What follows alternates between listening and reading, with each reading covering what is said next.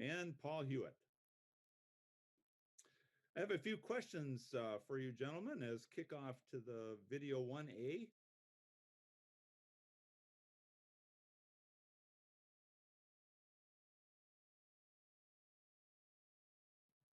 First, Andy, why is it important that industrial hygienists incorporate the use of statistical tools into their everyday practices? And that's a great question. We've seen whenever you don't use tools to analyze the data, we make the wrong decisions. So whenever you get a limit and it is, or you get an exposure and it's below a limit, you might think that it's good. But whenever you apply statistics to it, you see the 95th percentile is out further. You see that the variability in the data is more than you might see with just without using the tools. So it gives you a lot better judgment, gives you more certainty in your judgment as well. It helps the profession, and it helps to keep an individual industrial hygienist out of the doghouse making a bad decision over a long period of time.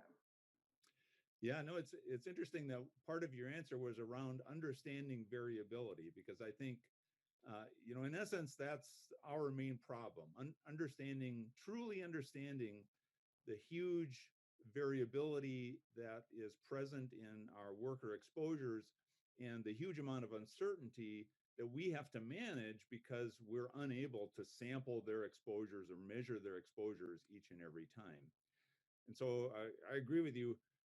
And in fact, part of the advantage of using the statistical tools each and every time we have monitoring data is that we learn about the variability in our workplaces, and we start to better understand and appreciate that variability. So as people go through our video series, they're going to find us very focused on geometric standard deviations as a measure of variability, because it helps us understand how much of that variability is out there for our workers that we need to understand and appropriately manage.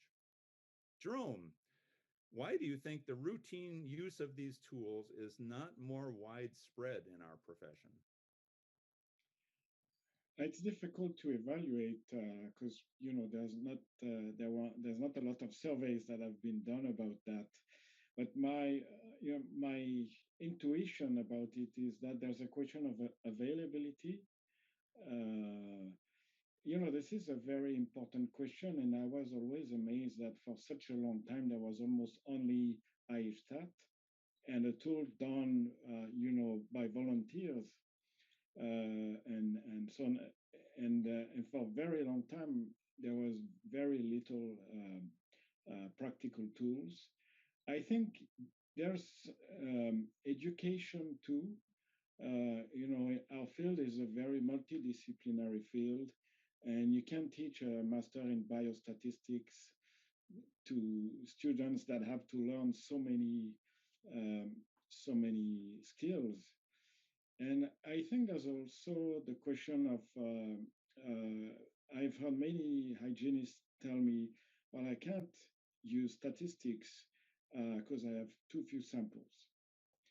And I think now with the Bayesian framework, we don't need to abandon statistics when we have few samples.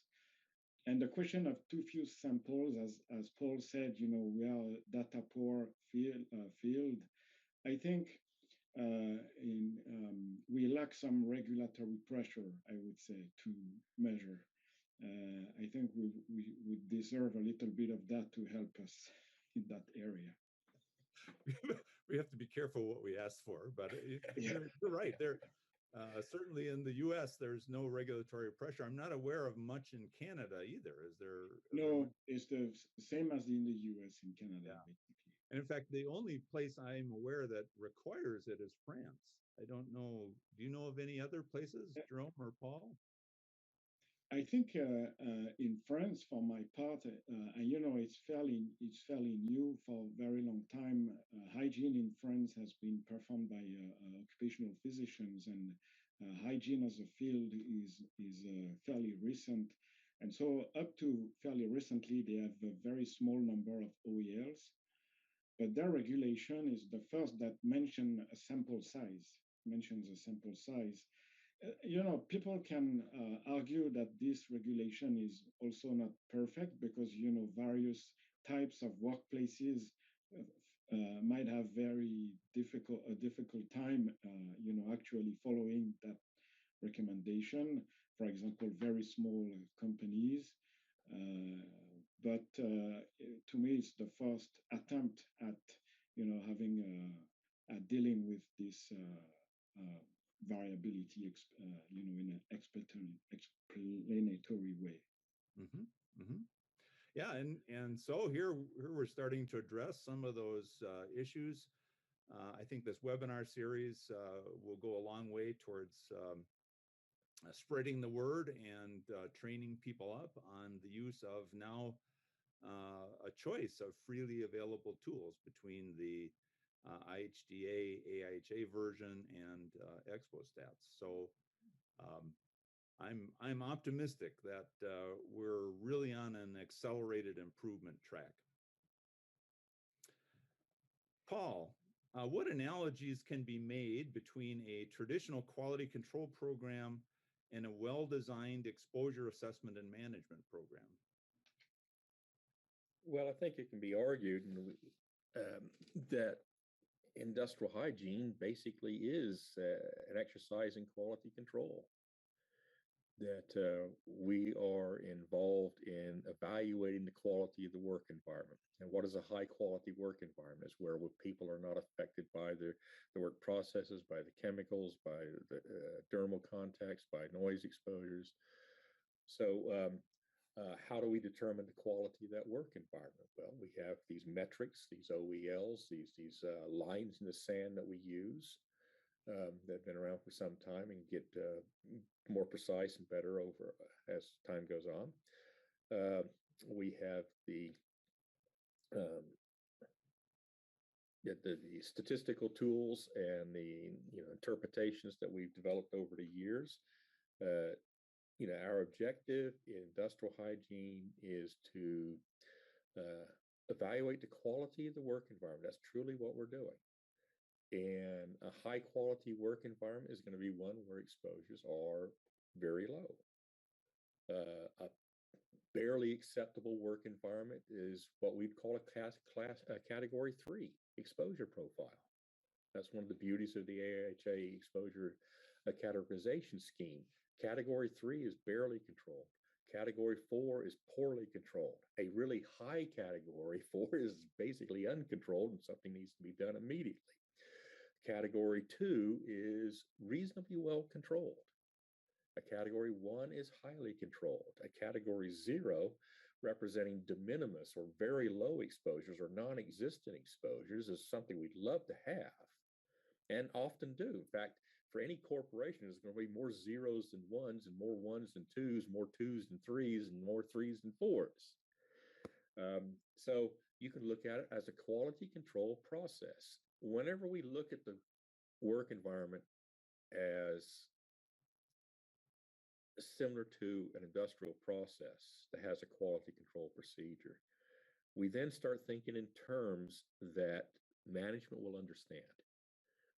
Management is extremely proficient in quality control methods and concepts. And we're doing exactly the same thing. We just need to find a way to talk to them in terms they can understand. So we talk about these categories that they can relate to as 6 Sigma, 5 Sigma, 3 Sigma, back whenever the Sigmas were important in quality control. We can talk about false negatives and false positives and define them in the terms that they use. We're trying to keep the operation under control, over time, and periodically monitor to make sure the quality of the work environment does not go out of control, just like they do.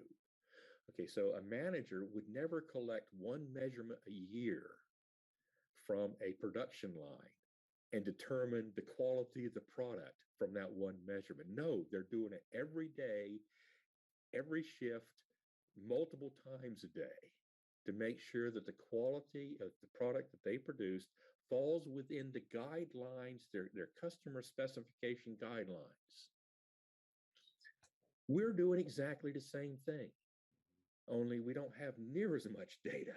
So we have to be very creative in how we use and manage and interpret that data. Okay, but we're doing exactly the same thing, trying to make sure that the quality of the work environment has not deteriorated, and it will deteriorate. I don't think there are known instances of the quality of a work environment improving over time on its own. It doesn't do that.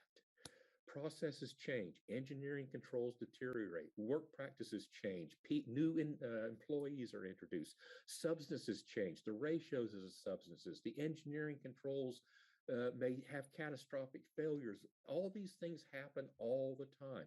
So the exposure profile changes all the time, and we're trying to keep on top of that. And I think if we present ourselves to management as being involved in a quality control process, they will better understand what it is we're doing, what it is we're trying to achieve. And then they can be part of that process. They should be anyway, setting quality control goals. We don't want to be just a category 3. We should try to be a category 2 and below. We don't want to have low certainty in our estimates. We should have high certainty, just like they demand of their production lines in their quality control departments. Now, I'm going overly long on this, but the best statistics course I ever took, John, was on statistical process control in the engineering department at West Virginia University. That's when I really started to learn statistics. And they talked about false negatives and false positives and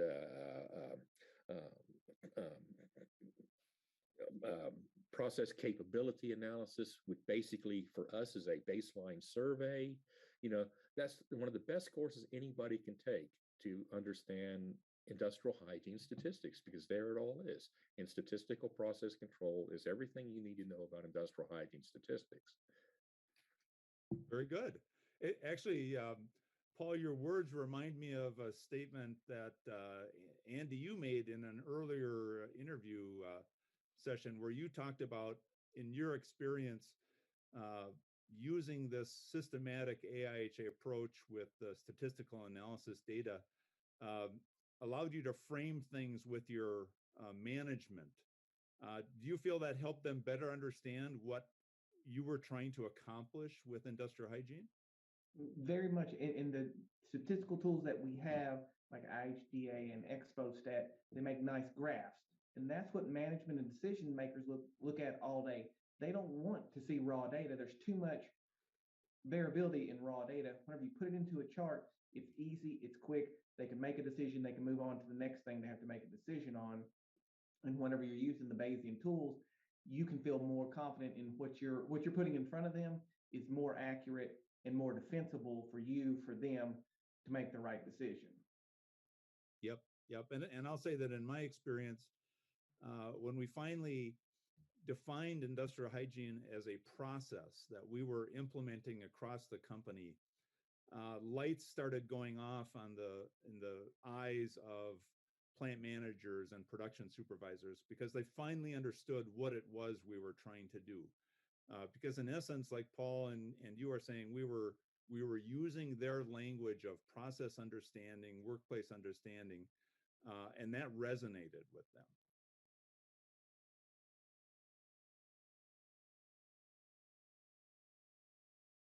Hello, welcome to the AIHA video series, Making Accurate Exposure Risk Decisions. My name is John Mulhausen. I'll be joining you for the first video in the series, video 1A, on exposure variability and the importance of using statistics to improve our judgments. On the agenda for this video are a discussion about why this is important, a review of decision statistics and why we have to define those before we begin the analysis of our exposure data, the role of the AIHA exposure control categories in ensuring both effective and efficient exposure management programs, We'll talk about exposure judgments and our accuracy with and without the use of statistical tools. We'll talk about the importance of exposure variability and how we use inferential industrial hygiene statistics to help us manage that exposure variability and its uncertainty. We'll talk about data interpretation using the traditional industrial hygiene statistical tool IHStat. We'll run through some examples using that tool. Then we'll review data interpretation and finally a review of key resources where we can learn more.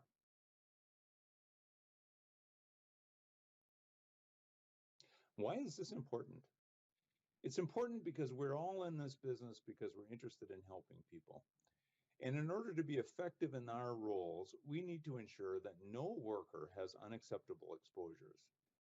And we need to do that efficiently. We need to do it in a way that maximizes the use of the resources available to us. Every time we make a mistaken exposure assessment, whenever we're wrong in our exposure judgments, we either leave employees at risk or we waste those precious resources. If we underestimate the exposures, then employees are left in operations without controls where controls are needed. If we overestimate the exposures, then we're spending money for controls in areas where we don't need them. And when we overestimate exposures and implement unnecessary controls, we're putting unnecessary constraints on employees and on production. The best way that I know to ensure that our exposure risk management processes are both effective and efficient is by following the AIHA strategy for assessing and managing exposures. That strategy puts an emphasis on accurate and efficient exposure decisions and helps us drive both effective and efficient exposure risk management programs.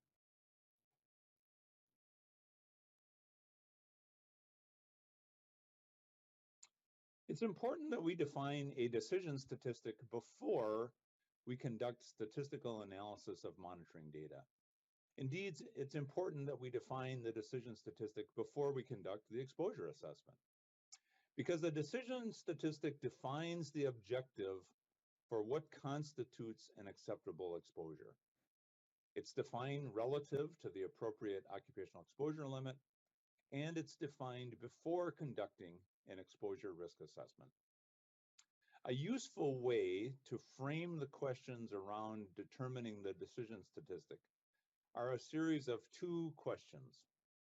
First, an employee performs a job 100 days per year.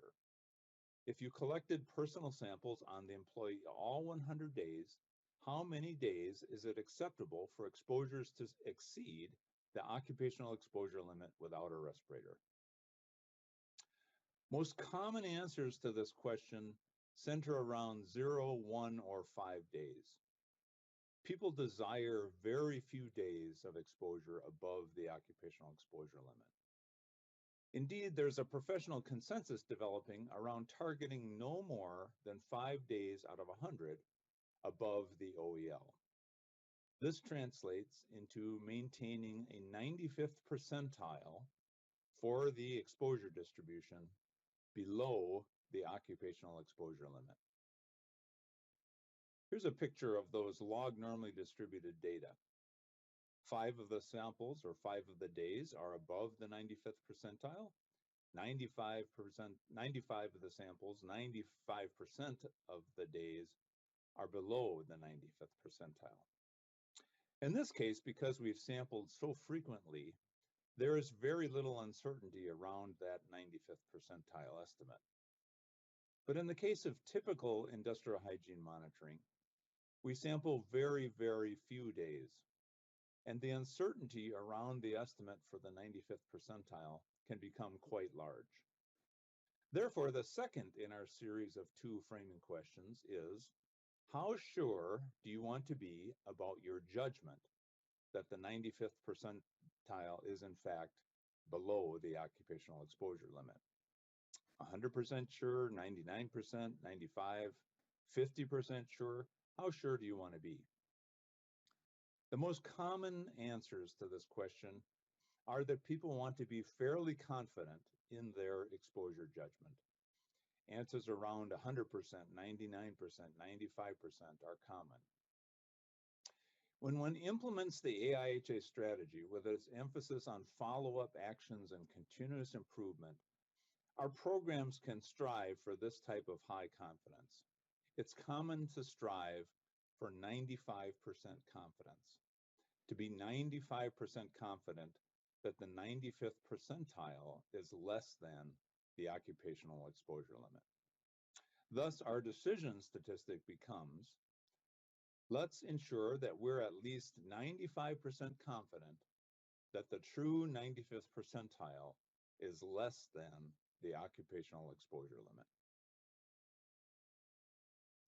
One of the keys to an effective and efficient exposure assessment and management program are the AIHA exposure rating and control categories. They're defined relative to the occupational exposure limit with 5 main categories ranging from category 0, where the 95th percentile is less than 1% of the occupational exposure limit, to category 4, where the 95th percentile is greater than the occupational exposure limit. Each of the exposure rating categories has recommended control and follow-up actions associated with them. That makes it very clear to align on the appropriate follow-up activities needed when a particular exposure scenario is defined by the location of the 95th percentile relative to the occupational exposure limit. The exposure rating and control categories increase both the effectiveness and the efficiency of our exposure assessment and control programs.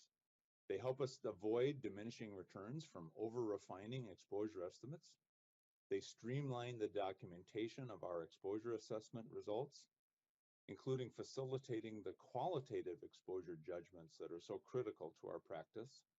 And they help us drive consistent follow-up management and control activities, which lead to consistent risk management across our operations.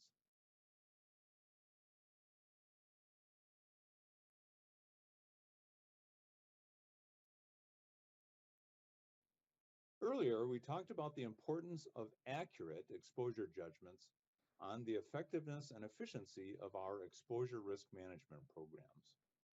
There have been a couple of studies published looking at the accuracy of industrial hygiene judgments given sampling data. The first of those studies asked industrial hygienists to look at videotapes of tasks and rate the appropriate exposure control category based on the monitoring data. These ratings were made before and after some basic statistical training. We can see in the chart, the light gray area depicts the accuracy before the statistical training. We can see that industrial hygienists were accurate at naming the correct AIHA exposure category less than half the time. And perhaps more concerning is that they tended to underestimate exposures when they were incorrect, thus leaving employees at risk as a result of that underestimation of exposure risk. After statistical training, the accuracy increased, and importantly, that bias low, the bias towards underestimating exposures, disappeared. Another study looked at real life. Industrial hygienists were asked to rate the exposures associated with operations within their companies, both before statistical training and after statistical training. You can see that, like the videotape study, industrial hygienists were not particularly accurate without the statistical training, predicting the correct exposure category less than half of the time. And the accuracy increased significantly after that basic statistical training was provided. So the bad news here is that we're often incorrect with our exposure judgments, even when we have monitoring data, if we don't use statistical tools. The good news is that even basic, simple statistical training can improve our judgments. And the great news is that if we use statistical tools consistently when we make monitoring-based exposure judgments, our accuracy will improve greatly. And it doesn't matter if we choose to use traditional statistical tools like the AIHA IHStat tool, or more modern Bayesian statistical tools like IH Data Analyst or ExpoStats. There are versions of these tools freely available to all of us, and there is no excuse for not using these tools each and every time we make a judgment based on monitoring data.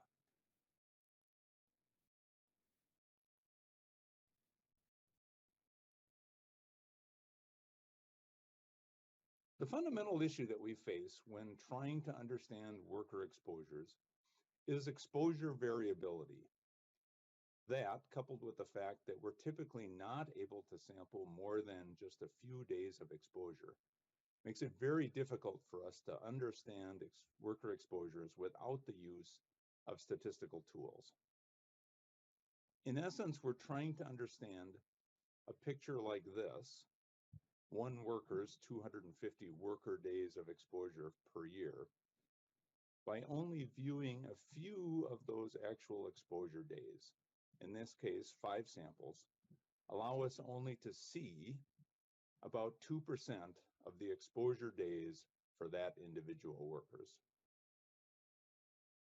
Extrapolate that to the case where there are 10 workers in a particular similar exposure group, and we have 2,500 worker days of exposure per year that we're trying to estimate based on 5 samples that, again, see less than 0.2% of all of the exposure days experienced by those workers in that SEG. Here is where inferential industrial hygiene statistics come to play.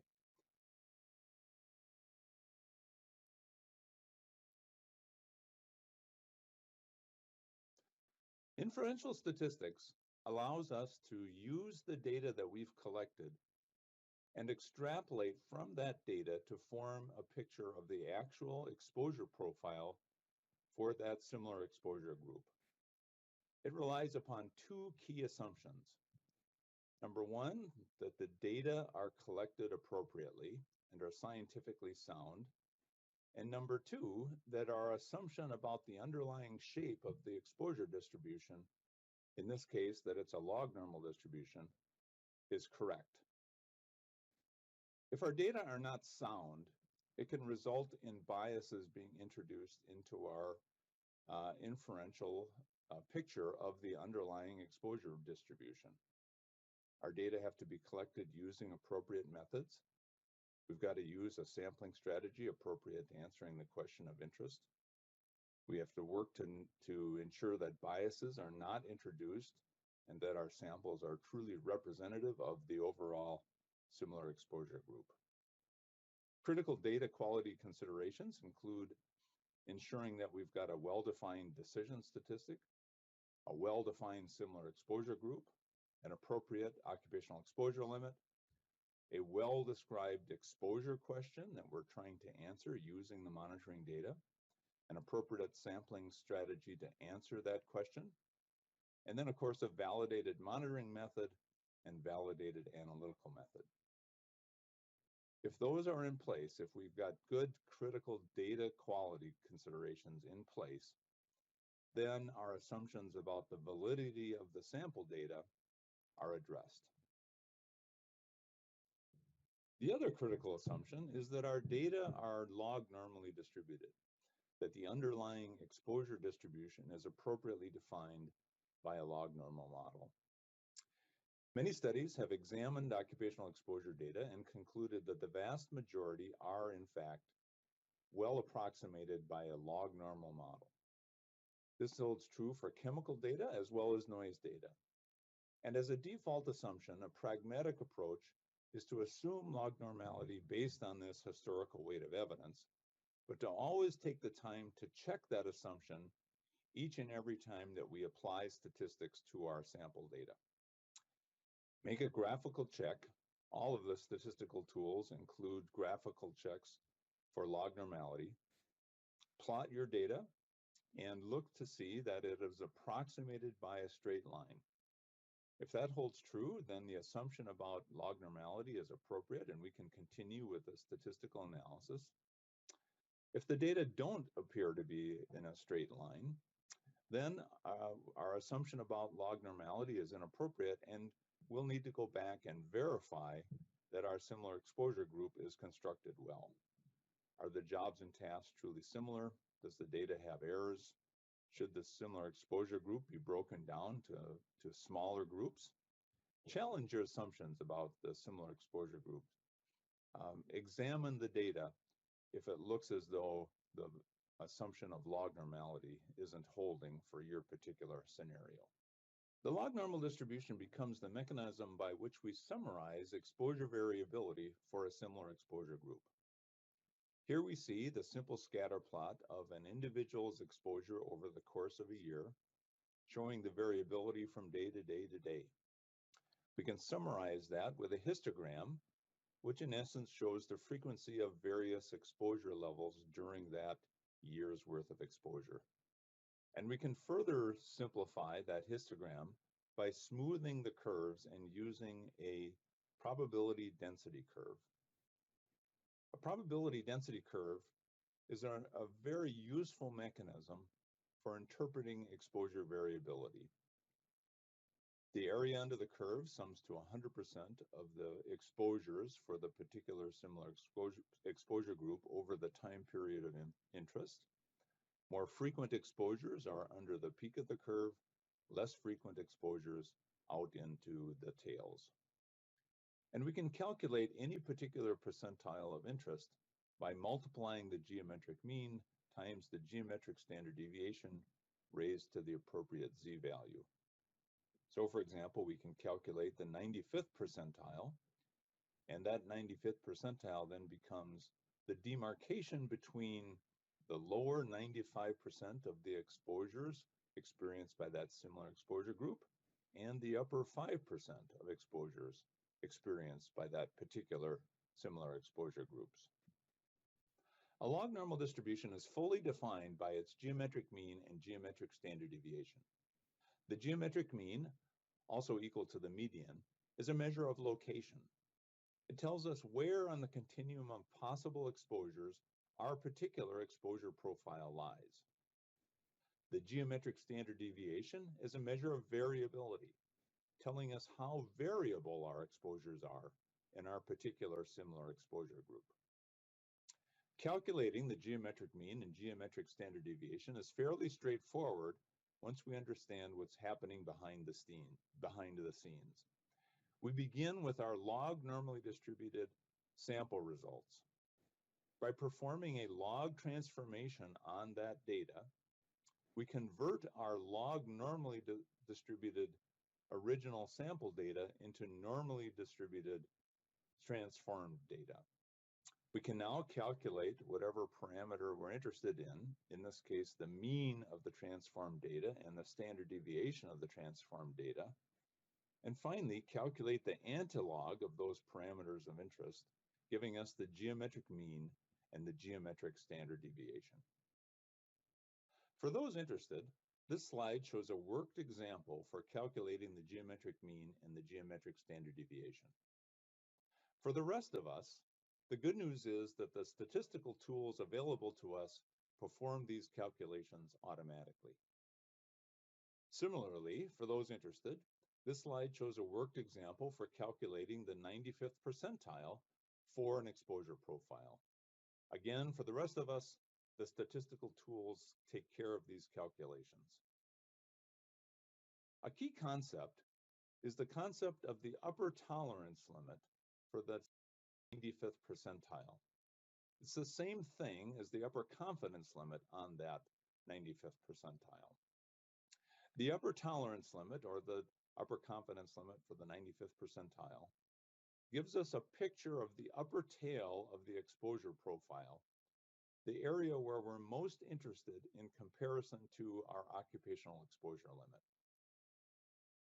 As we examine that 95th percentile, we acknowledge that there's uncertainty around that point estimate. And as we look into the uncertainty around that point estimate, we can characterize it by calculating an upper confidence interval for that 95th percentile estimate. That's the same as calculating the upper tolerance limit for that 95th percentile estimate on the exposure profile. That upper tolerance limit or upper confidence limit for the 95th percentile can then be compared to the occupational exposure limit. If the upper tolerance limit is less than the occupational exposure limit, then we can say that we are at least 95% confident that the true 95th percentile is less than the OEL. For those interested, here's the procedure for calculating the upper tolerance limit. We calculate the geometric mean and geometric standard deviation. We look up a k-value in a table of k-values for calculating tolerance limit, and then we perform the calculation. Here's a worked example for those interested. Again, for the rest of us, the statistical tools do these calculations for us.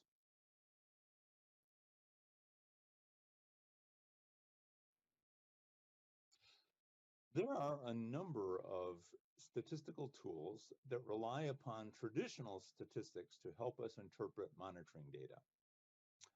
Several are freely available, including IHStat and Hygienist, available from the websites listed here. We'll focus on IHStat as a tool that's readily available at the AIHA website. When you open IHStat, which is an Excel-based tool, you'll simply enter the occupational exposure limit and your sample data in the upper left-hand corner. The program then takes care of all of the rest. As soon as you enter the sample data in the OEL, descriptive statistics are calculated, including the geometric mean and geometric standard deviation. Log normal parametric statistics are automatically calculated, including the 95th percentile point estimate and the upper tolerance limit for that 95th percentile point estimate. It also provides a graphical check for log normality. We want to have an approximation of a straight line to validate that our assumption about log normality is true. And it provides a plot of the best guess of the similar exposure group's exposure profile and includes both the 95th percentile and the upper tolerance limit along with the OEL on that plot. We use IHStat to determine into which AIHA exposure category the 95th percentile of the exposure profile is most likely to fall. To do that, we use the IHStat tool to estimate the geometric mean, the geometric standard deviation, and from there the 95th percentile point estimate and its upper confidence limit or upper tolerance limit. We then compare those two parameters, the 95th percentile and the 95th percentile upper confidence limit, to the occupational exposure limit to determine into which exposure category the 95th percentile is most likely to fall, and from there to find the appropriate follow-up actions that are needed.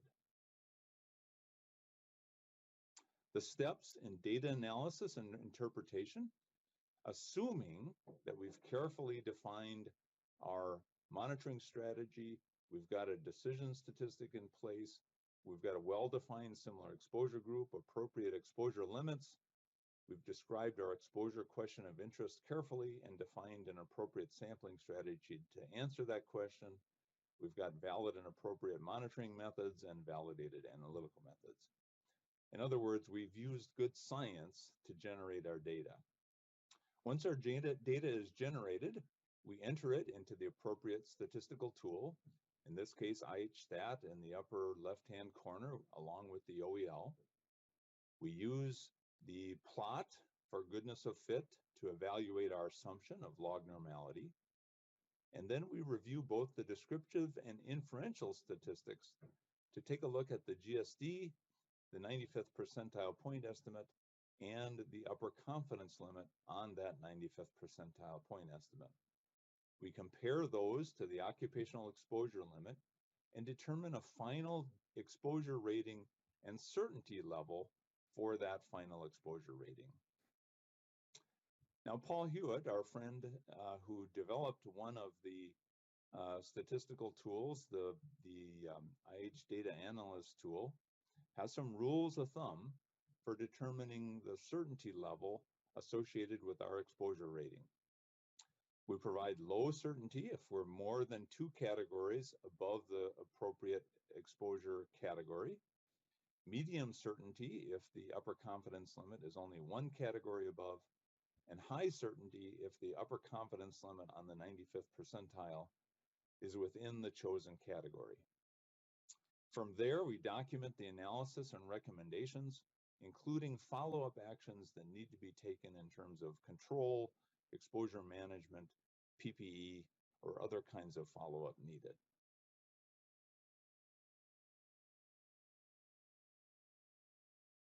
Okay, let's go ahead and work some examples. In this first example, we have 5 sample results, 18, 15, 5, 8, and 12 parts per million, compared to an occupational exposure limit of 100 parts per million. We want to determine into which AIHA exposure control category the 95th percentile of the exposure profile is most likely to fall. To do that, we'll use IH stats. So let's take a minute here and open that up. And in IH stat, we want to enter the OEL of 100 parts per million and our sample data in the upper left-hand corner. Once we've done that, the calculations take place automatically, and we're able to examine the analysis of the data. Our first step is to scroll down and take a look at the log probability plot. What we want to see is that the data are roughly aligned along the straight line. In this case, the data look pretty good. So we will accept the assumption about log normality of our data and use the log normal statistical tools. Next, we can take a look at the standard deviation. It's always good to understand the variability associated with our monitoring data and our exposure profile. GSD of 1.67 is not particularly high variability, kind of moderate variability. And then we want to look at the key parameters of the 95th percentile and the upper tolerance limit for that 95th percentile. In this case, the 95th percentile is 24.5 parts per million, with the upper confidence limit or upper tolerance limit around that 95th percentile of 91.6 parts per million. These are depicted in the idealized plot of the log normal distribution for our exposure profile. We can see here the estimate of the 95th percentile, the estimate of the upper tolerance limit, and the OEL. Our upper tolerance limit is less than the OEL, so we can say with 95% confidence that the true 95th percentile is less than the occupational exposure limit.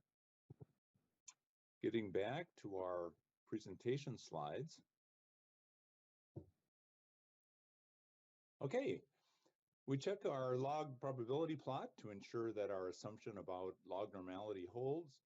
Looks like the data are approximately in a straight line, so we're satisfied that the assumption is good. We took a look at the GSD, 1.67, not particularly high. We are interested in our geometric standard deviations because, number one, we want to understand the variability associated with the operations in our workplace. And number two, we want to use it as a check to ensure that we've appropriately defined our similar exposure groups.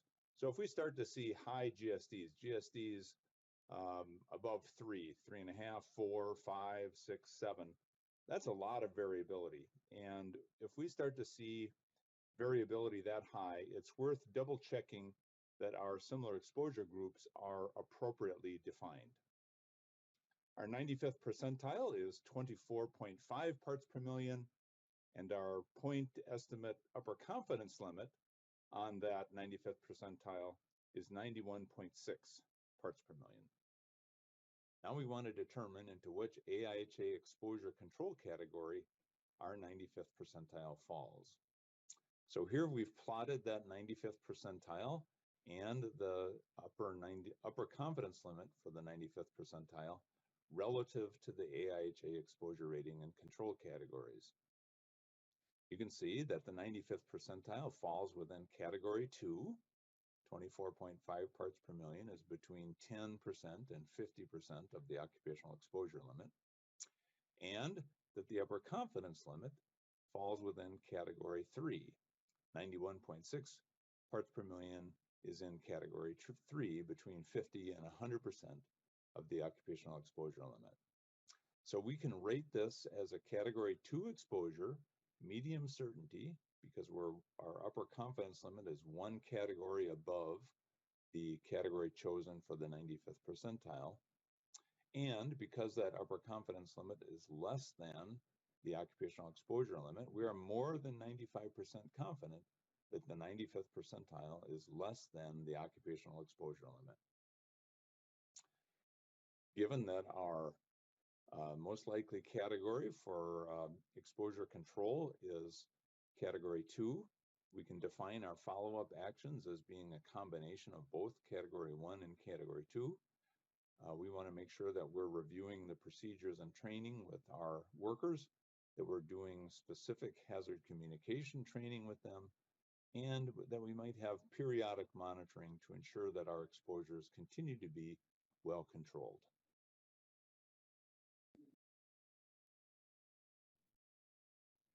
Let's take a look at example number 2.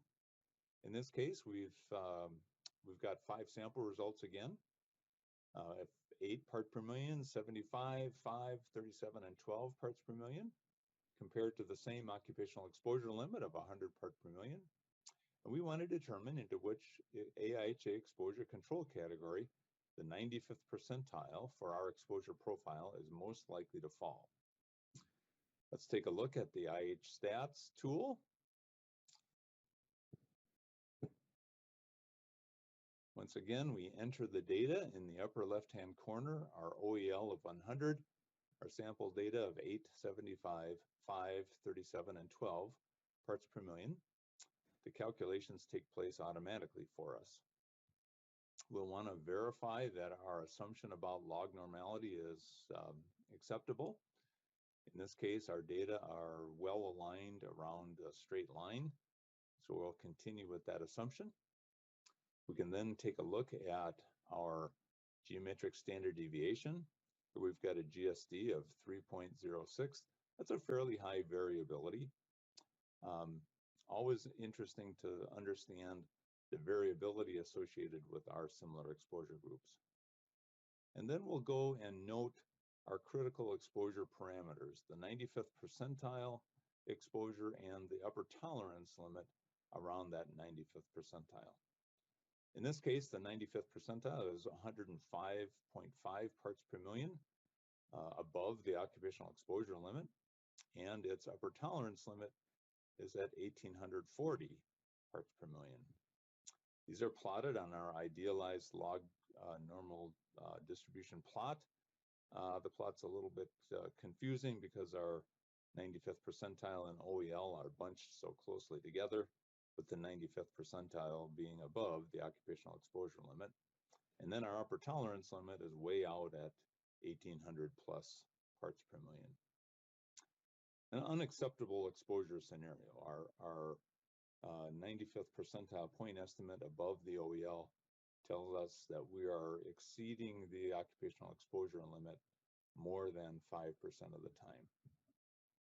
So back to our slides. Up in the upper left-hand corner, we've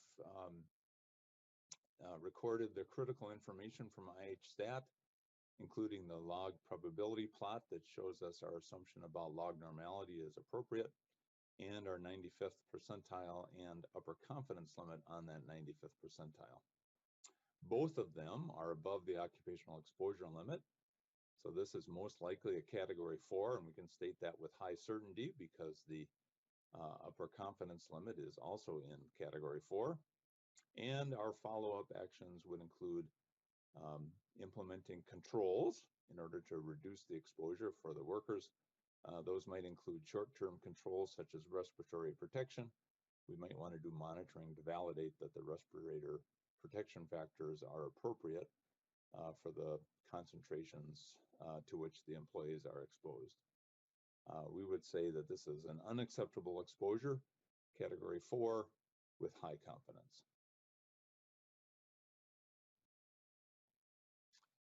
Example 3 has, once again, 5 sample results, 0.75, 5, 2, 1, and 3 parts per million, compared to an occupational exposure limit of 100 parts per million. Using IH-STAT, we enter our data. We take a look at our log probability plot. We can see that the data are aligned pretty well around a straight line.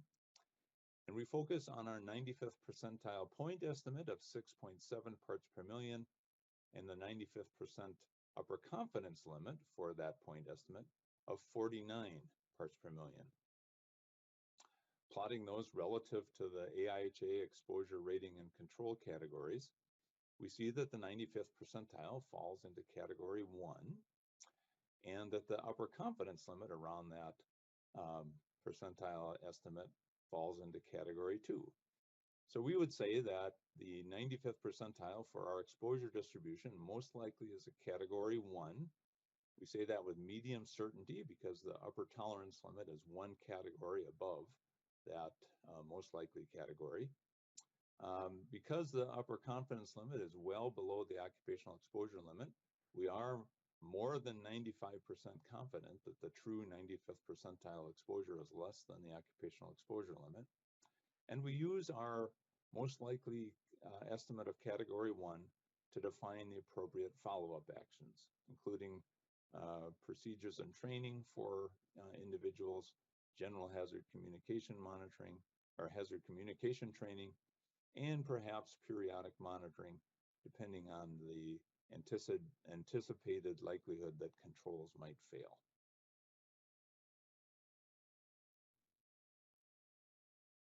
Moving into example number 4, we've sampled 3 times, getting results of 8, 25, and 5 parts per million, again compared to an occupational exposure limit of 100 parts per million.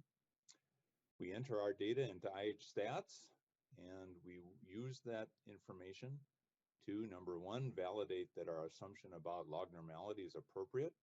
In this case, the log probability plot shows our 3 sample results roughly aligned along a straight line, so we accept our assumption of log normality, and we move on to using the log normal parameter estimates. Our geometric standard deviation is moderate, 2.3. There's fair variability for the exposures associated with this SEG. Our 95th percentile point estimate is 39 parts per million.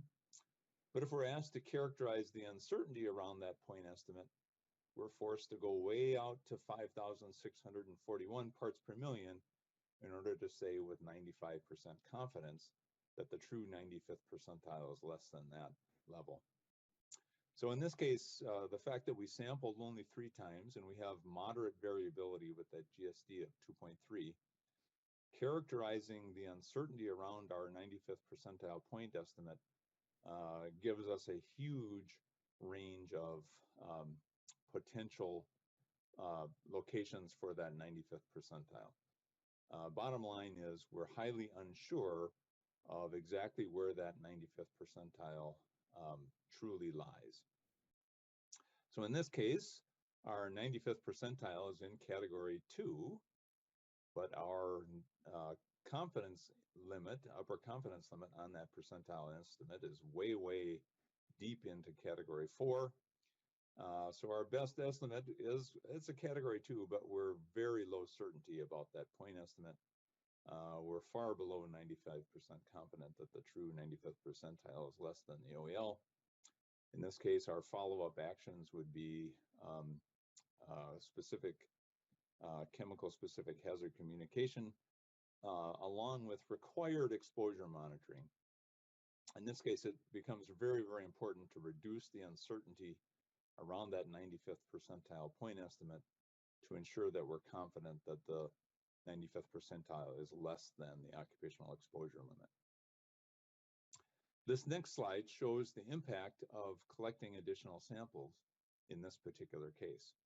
So as we move from n equals 3 to n equals 7, our confidence in our 95th percentile point estimate increases to the point where by the time we're in the n equals 7 on the far right, both our 95th percentile point estimate and our 95th percentile upper confidence limit, or our upper tolerance limit, are less than the occupational exposure limit. This is not particularly unusual. As we sample more and more, the certainty in our understanding of what the samples are telling us increases. And in this case, our 95th percentile point estimate bounces around a little bit, but our confidence interval around that point estimate narrows and narrows and narrows, so that eventually we're able to say with 95% confidence that our true 95th percentile is less than the occupational exposure limit.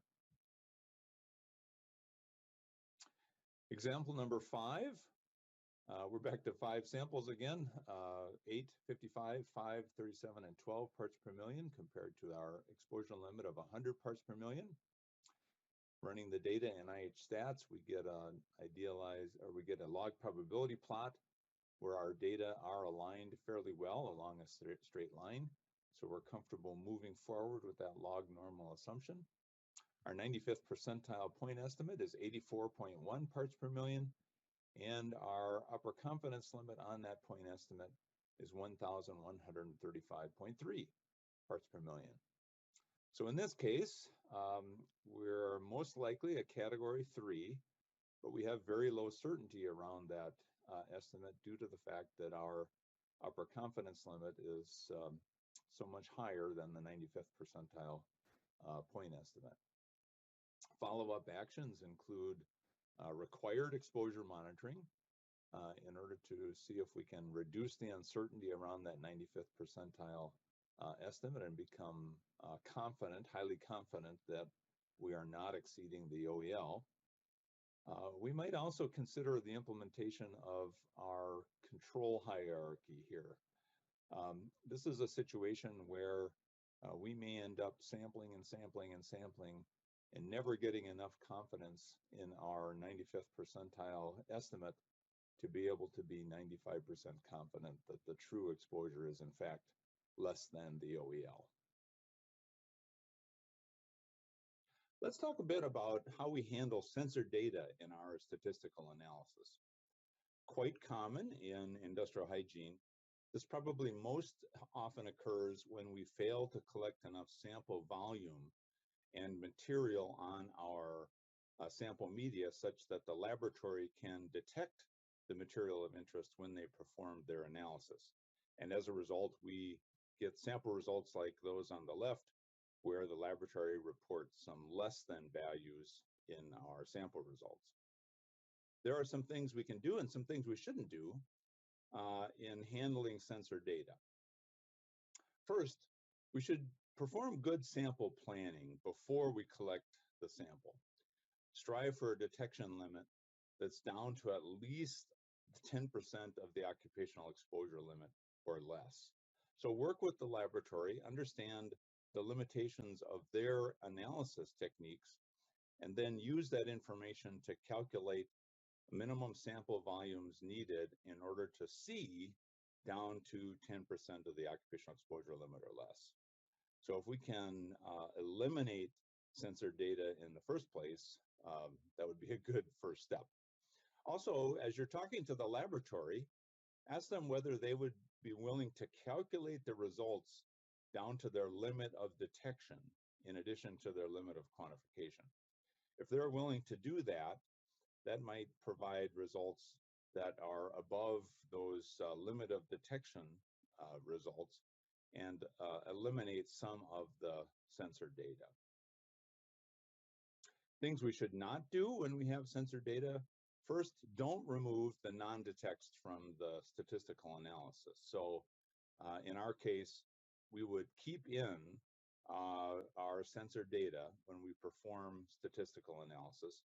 And when we perform the analysis, we would not enter the data as the detection limit. So it is incorrect to enter the data as, in our case, 8, 25, 5, 10, 3, 7, and 11 parts per million. While this may seem conservative because we're putting in a higher value for our non-detects, what it actually does is reduce the calculation of variability, and that has the unintended consequence of biasing our estimate of the 95th percentile to the low side. So by eliminating the data or by reporting the non-detect results at the less than values, then we are biasing our variability estimate low, and we're biasing our 95th percentile point estimate low. Now, there are a number of approaches that we can use in analyzing our sensor data, provided that we meet the assumption of log normality, that our data and the underlying exposure profile are in fact appropriately approximated by a log normal distribution. They're listed here. They're beyond the scope of this video to go into detail. I do provide some references at the end of this section that you could use if you want to explore further. Maximum likelihood estimates and beta substitution, the two in the middle, are probably the best universal approaches. MLE does a great job. It's a little complex to calculate. Beta substitution has performance similar to the maximum likelihood estimates, a little more straightforward to calculate. You can program it on a spreadsheet, but frankly complex as well. In our case, where we're using IH stats, we're pretty much limited to simple substitution. And simple substitution provides a reasonable performance as long as our censoring percentage is low, preferably less than 25% censored. Certainly, we don't want to use it if we have more than half of our data censored. And it works reasonably well for low sample sizes and low percentage censoring. None of these methods listed here do a particularly good job at characterizing the uncertainty around a point estimate. And that's one of the big advantages of Bayesian statistics. It uses the same approach as the maximum likelihood estimate in determining its likelihood of where our 95th percentile lies. And it has really nice performance for characterizing parameter uncertainty, not just around the 95th percentile, but around other parameter estimates as well. And so really, in the end, that's the direction I would point people for analyzing sensor data. It's one of many advantages of Bayesian decision analysis and Bayesian statistical approaches in general for interpreting our industrial hygiene data. So in this case, we want to use IH-stat in a traditional analysis of our data that has two non-detects. We've got a less than 5 and a less than 3 parts per million. We're 29% censored, so we're not ideal for our simple substitution, but we're within our boundary of having less than 50% of the sample results censored. In this case, we would do a simple substitution by taking the detection limit and dividing it by the square root of 2. And then we would, for less than 5, we'd have 3.54 parts per million. And for less than 3, we'd have 2.12. Those are the values we would insert into IH-stat to do our statistical analysis. So we've entered our data into IH-stat using simple substitution of taking the detection limit and dividing it by the square root of 2. We check our log probability plot. We see a nice alignment with the straight line, so we're satisfied that our log normality assumption holds. Our geometric standard deviation of 2.3 is kind of moderate variability. got a 95th percentile point estimate of 27.4 parts per million and an upper tolerance limit of 112 parts per million, also corresponding to the upper confidence limit on our 95th percentile point estimate. Comparing those two values to our AIHA exposure control categories, our 95th percentile point estimate is in category 2. So 95th percentile most likely a category 2. However, our upper confidence limit on that 95th percentile point estimate is up in category 4. 2 categories above are most likely category 2. So we only have low certainty. Our 95th percentile most likely category 2 with low certainty. And because our 95th percentile upper confidence limit is in category 4, we are not 95% confident that our 95th percentile is in fact below the occupational exposure limit.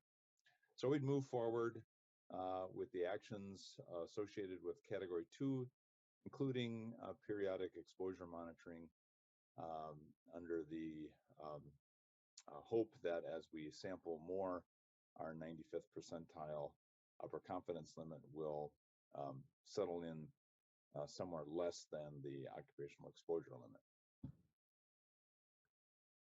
Now, taking a look at Bayesian decision analysis of the sensor data, it's actually very elegant. We simply enter the results as we get them from the lab. In this case, putting in 8, 25, less than 5, 10, less than 3, 7, and 11. Just right in with the less than values in the case of both IHDA and ExpoStats, no substitution needed. We run the analysis and we get our Bayesian decision analysis chart. It's telling us that we're 75% likely to have our 95th percentile fall into AIHA category 2, between 10 and 50% of the OEL. We do on the far right there have a little over 5% likelihood of category 4 at 7.78% likelihood of category 4. So we have not met our decision criteria of being 95% sure that the 95th percentile is less than the OEL. In order to do that, we want to have less than 5% up there in the far right, category 4, above the occupational exposure limit. But you can see this is a very elegant approach to the analysis of sensor data. One of the many advantages of Bayesian decision analysis, of Bayesian analysis of our industrial hygiene data. If you want to learn more about the statistical analysis of sensor data, here are some key resources that I think you would find interesting and informative.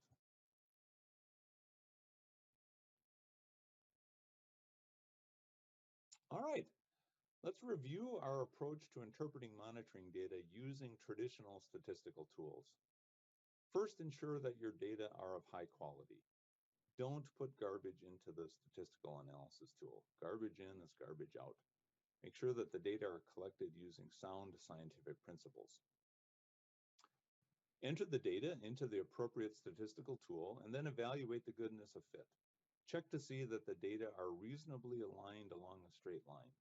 If they are, continue with the assumption of log normality. Next, review the descriptive and inferential statistics. Compare the 95th percentile point estimate and its 95th percent upper confidence limit to the occupational exposure limit. Choose an appropriate exposure control category based on the location of the 95th percentile point estimate relative to the category boundaries. Next, assign a certainty level, comparing the upper confidence limit to the 95th percentile to those exposure control categories. Low certainty if the upper tolerance limit is more than 2 categories above the chosen exposure control categories.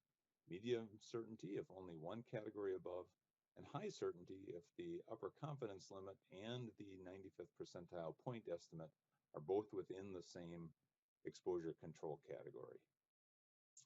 Finally, document the analysis and the results and move forward with the recommended follow-up actions as defined by the AIHA exposure control category selection. Here are key resources available for those that want to learn more. Papers that talk about various statistical tools and our ability to make accurate exposure judgments. The book, A Strategy for Assessing and Managing Occupational Exposures, a key resource that every industrial hygienist should have on their shelf.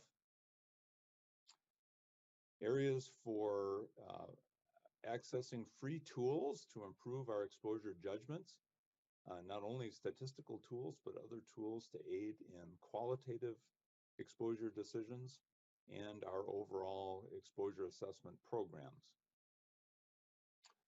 Finally, don't lose sight of the AIHA Exposure Decision Analysis Registry.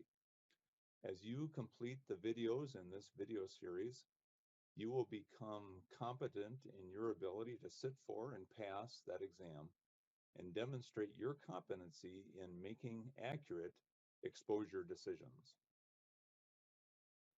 Thank you. I've enjoyed my time with you. I hope that you've enjoyed your time spent on this particular video. Please look for the next in the series as you expand your ability to make accurate exposure decisions using exposure analysis statistical tools.